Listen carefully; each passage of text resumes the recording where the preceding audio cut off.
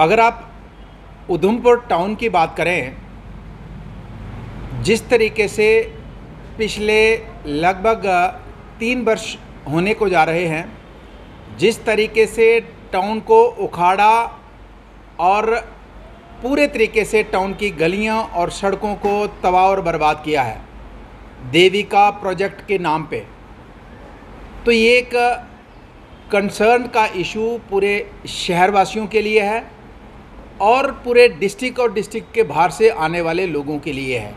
कई बार लोग फ़ोन करते हैं कि जनाब आपके टाउन में आए हैं और यहाँ तो हालात इतनी बद से बदतर है कि चलना मुश्किल है, टू व्हीलर चलाना मुश्किल है।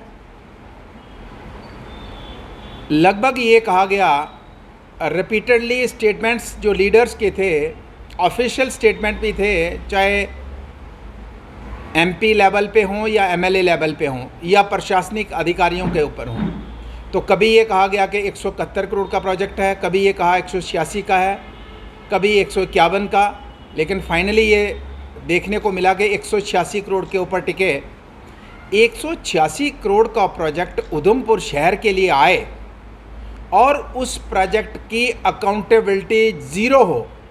कोई शहर का व्यक्ति ये किसी को नहीं पूछ सकता कि ये प्रोजेक्ट कौन कर रहा है, ठेकेदार कौन है, ऑफिसर कौन है, नोडल ऑफिसर कौन है, कि जिसको पूछा जा सके कि इसकी अकाउंटेबिलिटी क्या है, क्या ये इतना पैसा खर्च होने के बाद ये प्रोजेक्ट कामयाब होगा, क्या ये पावर की, चूँकि बीजेपी पावर में है, उनके लीडर्स इसकी ज़िम्मेदारी ले सकते हैं या प्रशासनिक अधिकारी ज़िम्मेदारी ले सकते हैं।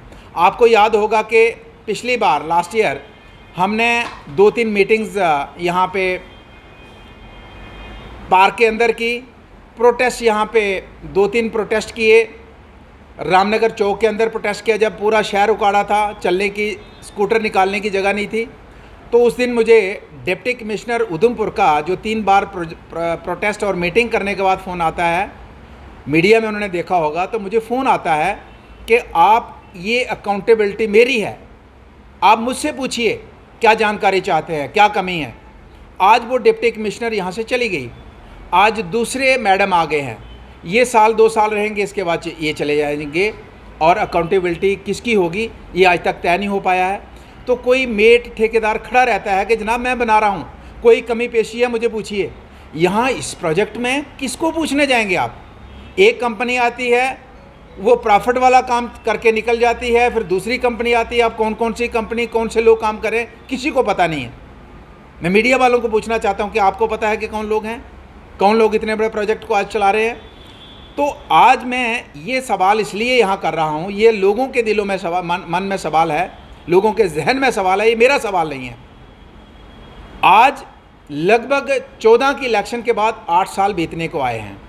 ये सवाल इसलिए है कि पिछले दिनों से मैं देख रहा हूं कि भारतीय जनता पार्टी के एक एक्स-एमएलए मंत्री और दूसरे एक नेताजी अलग अलग मीटिंग्स करके ये मैसेज देते हैं कि, एक नेताजी को तो मैंने ये सुनते देखा, उनसे सुना कि ये हमारे एक नेशनल लेवल के जो नेता हैं, एमपी हैं, सारा ठीकरा उनके सिर फोड़ दिया है कि सारा उनका कसूर है। पहले इलेक्शन में एमएलए साहब ने उनका काम किया, दूसरी इलेक्शन में बढ़ चढ़ के उनका काम किया, और तीसरी इलेक्शन वो लड़ेंगे तो फिर से उनका बढ़ चढ़ के काम करेंगे। अब ये कहते हैं कि जनाब मैंने उनको प्रोजेक्ट दिए हैं, मैंने उनसे बात की है, मेरी बात की सुनाई नहीं हुई। तो 8 साल बाद याद आया, जब वो आएंगे, उन्होंने कहा कि यहाँ पे कुछ लोग हैं जो काम नहीं मुझे करने देते, उनकी जो सभा हुई। तो हम ये जानना चाहते हैं, उधमपुर के लोग ये जानना चाहते हैं कि 14 के बाद आज 22 तक 8 साल जो बीते हैं, इसकी जिम्मेदारी कौन लेगा? जो उधमपुर के लोगों को जो तकलीफ़ें हुई, परेशानियां हुई, दुख हुए, इस सरकार की वजह से, इस डेवलपमेंट की वजह से जो परेशानी आई, इसका अकाउंटेबिलिटी क्या है? आज इलेक्शन का डिंडोरा पिटा तो एक दूसरे के ऊपर कह दिया जनाब ये फलाने का कसूर है, मैं तो बिल्कुल ठीक हूँ। आज म्यूनसिपैलिटी में हेड कौन है? आज शहर की हालत तो देखिए, शहर के पानी की हालत देखिए आप। 8 सालों से शहर में पानी का हाहाकार है। जब से विधायक की कुर्सी हमारे से चली गई, दूसरों ने टेक ओवर कर लिया, तो शहर की आबादी तो 2, 4, 5, 10 गुना तो बड़ी नहीं है, 100-200 गुना तो बड़ी नहीं है। तो एकदम पानी का हाहाकार कैसे हो गया? कहाँ गया वो पानी? आज 8 साल बाद कहते जनाब हमने तो प्रोजेक्ट बनाया था, एमपी साहब ने हमारी सुनी नहीं। एमपी साहब कहते जी ये निकम्मे लोग हैं, ये मेरे पास आते नहीं हैं। तो आप एक दूसरे के ऊपर आरोप लगा के क्या शहर के लोगों को बेवकूफ़ बनाना चाहते हो? क्या डिस्ट्रिक्ट के लोगों को बेवकूफ़ बनाना चाहते हो? मैं पूरे सभी लोगों के, जब किसी भी पॉलिटिकल पार्टी के साथ वो एफिलिएटेड हैं, मैं सभी को कहना चाहता हूँ ये 8 साल की जो आपकी परेशानी है, चाहे पानी को लेके है, चाहे टाउन के इस देवी का प्रोजेक्ट को लेके है, चाहे अगर आप बात करें आज स्कूल्स के अंदर, पहाड़ी एरिया में स्कूल्स के अंदर 60 से 70% स्टाफ स्कूलों में नहीं है। 60 से 70% स्टाफ कम है स्कूलों में। चाहे वो पंचारी मोंगरी तहसील का एरिया ले लीजिए, चाहे लाटी मरोठी का एरिया ले लीजिए, चनैनी डुडू का एरिया ले लीजिए, आप जितने भी पहाड़ी एरिया है वहाँ स्कूलों में 60 से 70% शॉर्टेज है टीचर्स की, मास्टर्स की। उसके लिए जिम्मेदार कौन है उसकी चर्चा नहीं होती। लेकिन आपकी सरकार में 51 दुकानें शराब की और कैसे खोली जाए उसकी चर्चा होती है।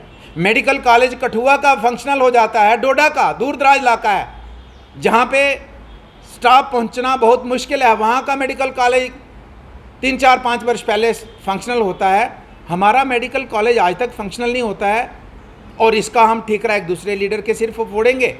शराब की जब दुकानें खुली, नई दुकानें इस साल 51 दुकानें खोलने का ऑलरेडी 200-250 दुकान है और नई दुकानें हर मोंगरी जैसे इलाके तक आपने शराब की दुकान खोलने का जो प्रपोजल बनाया उसके लिए तो कोई नहीं बोला, उसके लिए आपने कोई नहीं चर्चा की है। तो मैं आज नर्सिंग कॉलेज है यहाँ पे, एक मेडिकल कॉलेज का पार्ट ही लगाइए, नर्सिंग कॉलेज खोला, बच्चे खज्जल हैं, वहाँ पे पढ़ाने वाला कोई नहीं है, स्टाफ कोई नहीं है। तो मेरा कहने का मतलब ये है कि आज जो पिछले दिनों से ये सभाओं में लीडर्स के, XMLAs के, बीजेपी के आरोप प्रत्यारोप MPs के एक दूसरे के ऊपर लगाए जा रहे हैं और उधमपुर की जनता को बेवकूफ़ बनाने की कोशिश की जा रही है। मैं जनता से अपील करना चाहता हूँ, आप देख लीजिए इन 8 वर्षों में ये लोग कोरोना काल में कहाँ रहे, ऊपर से लेके नीचे तक कोरोना काल में इनका क्या रोल रहा। जब लोग ज़िंदगी और मौत के बीच में खड़े थे, किसी को कोई पता नहीं था अगला सांस आएगा कि नहीं आएगा, ये लोग कहाँ थे? डेवलपमेंट में पूरे तरीके से फेल हुए हैं। लोगों की आफत की घड़ी में लोगों से बिल्कुल छुप के भाग गए और आज ये एक दूसरे के ऊपर आरोप प्रत्यारोप मढ़ के लोगों को बेवकूफ़ बनाने की कोशिश करेंगे। मैं जनता से अपील करना चाहता हूँ, अपने ठंडे दिमाग से सोच के फैसला करना होगा कि क्या यही लोग हमें चाहिए। इलेक्शन का डंडोरा पिटा तो गुमराह करने सैकड़ों करोड़ के प्रोजेक्ट हमें गिनाने आ गए, लेकिन बीच में कहाँ थे ये चेक करने की ज़रूरत है। For more updates, do subscribe our YouTube channel and don't forget to hit the bell notification icon. And if you are watching this video on Facebook, do follow our Facebook page.